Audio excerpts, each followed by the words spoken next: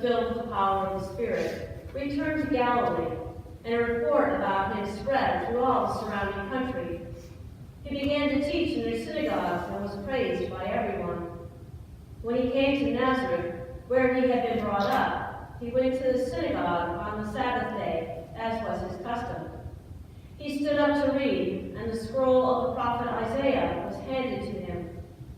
He unrolled the scroll and found the place where it was written, "The Spirit of the Lord is upon me, because he has anointed me to bring good news to the poor. He has sent me to proclaim release to the captives and recovery of sight to the blind, to let the oppressed go free, to proclaim the year of the Lord's favor." And he rolled up the scroll, gave it back to the attendant, and sat down. The eyes of all in the synagogue were fixed on him. Then he began to say to them, "Today the scripture has been fulfilled in your hearing." The Gospel of the Lord. Praise to you, Lord Christ.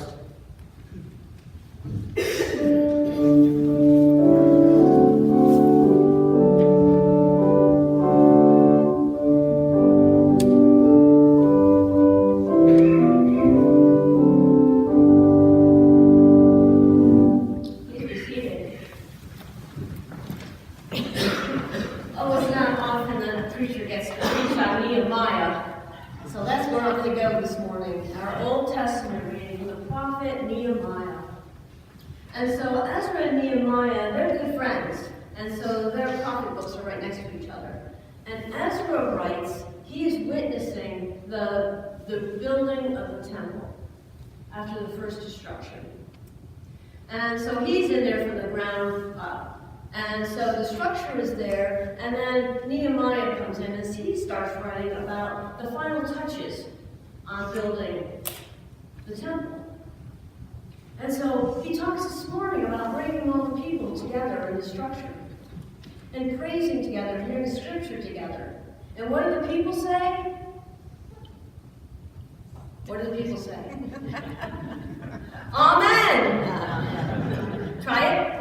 Amen. I'll try it better than that. Amen. Amen means we agree. We agree. That is a very important word that we hardly ever use, do we? We use it all the time. But you say it with such power, right? It means we, the people, agree with what Scripture has just been said. We agree with the prayer that has just been uttered. Your voices in the liturgy is very, very important. That's where we come in to St. Paul talking to the Corinthians, because he's building the first Jewish Christian church. And what does he tell the people? You're all important. You all have gifts. You all are members of the body. You all serve a purpose. No matter how young you are, no matter how old you are, no matter what your physical stature is, you all have an important role in this place, in this time, in this church. And then we come to the gospel, right? Now here's the gospel. Jesus comes walking in. He's the boy, right? He grew up there. He goes off and he comes back. And he opens up the scroll and he starts reading and he starts preaching. And what happens? The people in the pews go, "Oh my gosh, what happened to him? He actually knows what he's talking about." Right? We build. We constantly build. And we don't build on our own, we build together. And our lives are constantly being built and renovated, right? How many have gone through renovations in their home?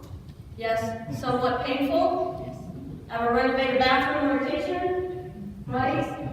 Horribly painful. Right? But the end result is amazing. And so all three scriptures today are talking about this building, this rebuilding that our lives go through. And, when we retire, we rebuild. When we start a new job, we rebuild. And so sometimes we think things are being taken away from us. But in reality, Jesus and God are using these moments for us to rebuild a new wing, renovate our houses, renovate our lives, renovate our prayer lives. And so some of you know my 2-year-old grandson spent a little bit of time with me last week. Yes, I've been an empty nester now for about 7 years. And all of a sudden I had a 2-year-old little terror come through my house. My glass top tables were no more. Right? Pugsley standing on the couch going, what in the world have you done in my year? For the longest time, I sat in my house alone thinking that I wasn't building. And God was building all along. I knew generations. And so because the building doesn't happen right in front of me, I didn't think it was happening. And the past few days was a reminder that God is building beautiful things in my life, beautiful things in my family. And so the same is true for all of us. God continues to build through us and with us and in us. But we have to have the foundation. And what's the foundation? Who's our foundation? God is our foundation. God is our foundation. God is found in Scripture. We hear it in the Old Testament, we hear it in the Gospel. What does Jesus do? How does Jesus perform? When he gets back to hometown, he opens up the scroll and he starts reading Scripture. And he lets it speak to him, and then he speaks to the people with authority, with power and authority. Scripture speaks to us with power and authority. It gives us that touchstone, so that as we rebuild, it gives us the blueprints, right? Episcopalians, we're not so great on opening that Bible, are we? No, we're not. But today's a reminder, we need to open the Bible.